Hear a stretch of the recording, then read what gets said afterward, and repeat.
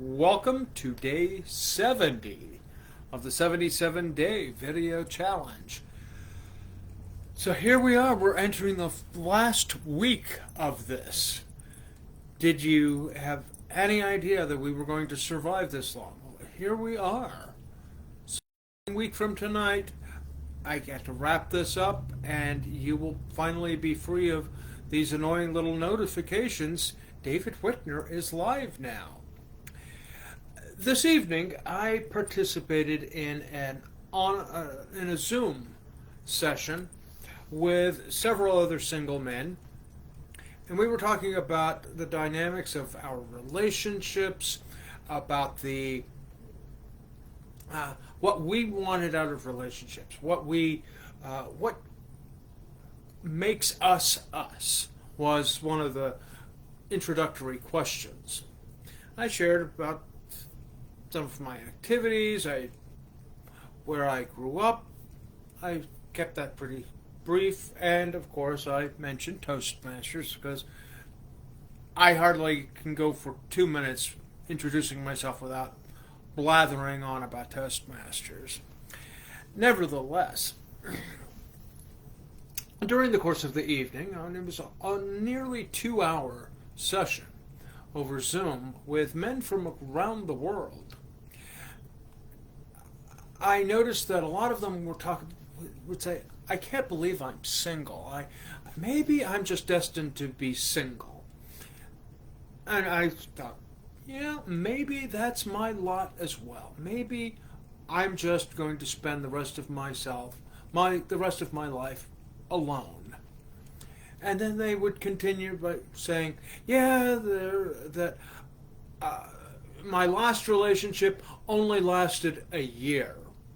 And before that, I was in a relationship that only lasted about 3 years. And I think, a year? 3 years? What is your secret? I keep thinking, maybe I'm missing something. Or am I destined to spend the rest of my life alone? I've only been in love once, and that was a long-distance relationship that deteriorated pretty quickly and held on by a thread for a couple of years. And when he got married a few months ago, I didn't get an invitation as much as I would have liked that as a courtesy. Hello. I was disappointed in that. But then I realized maybe there are obstacles I have created for myself that have kept me single. One of the guys who was on this session this evening said that he's aware that he surrounds himself with a lot of possessions, and I'm aware that I do the same thing. He didn't explain this as recognizing those physical things as a barrier that he maintains to keep people at distance.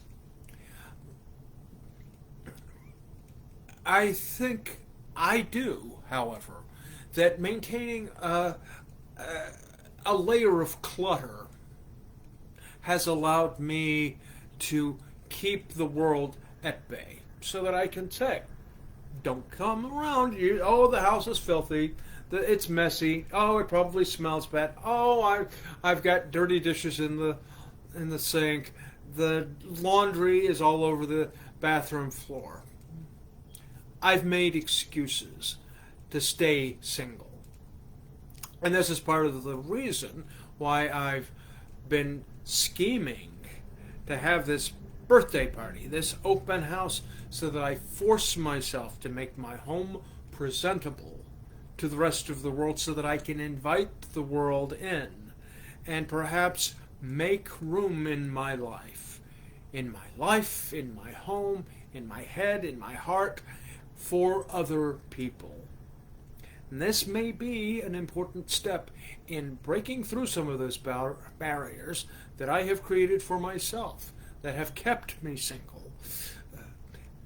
And once I've gotten through that particular event, perhaps I can more easily project what it would be like to share my life with someone full time and for more than a couple of weeks at a time. Uh, I've come pretty close a few times, and I can't say that I regret those separations. I've I've got some regrets in my life, but spending too much time, investing too much of myself in people who are not willing to invest back in me is something that I can't say that I regret. Uh, I've often heard that you can't really love someone else unless you love yourself. Uh, I'm I don't know how true that is. That's a bit trite. I hear it a lot. And sure, I've struggled with self esteem for most of my life. And I fall back on the same topics over and over. And maybe I am, maybe I described myself all too accurately as being the most boring gay man in Kansas City because I've assigned that upon myself. But I know some awful people who are in relationships. I've known people who I didn't think were particularly attractive, and they're in relationships. I've known people who were awful, had awful spirits, and they're in relationships. Maybe they love themselves, and maybe that is why they can do that. I honestly don't know. It's none of my business. But if you've got any insight into why I am single, tell me, because I don't see it for myself. So understanding myself, loving myself, and turning that affection, that attention, that care, that embrace outward is something that I'm still challenging myself with. And that is a big part of why I have embarked on delivering 77 days of these little messages, these little soliloquies. At times, sometimes they're asides, sometimes they're monologues, mostly they're just rants and ramblings.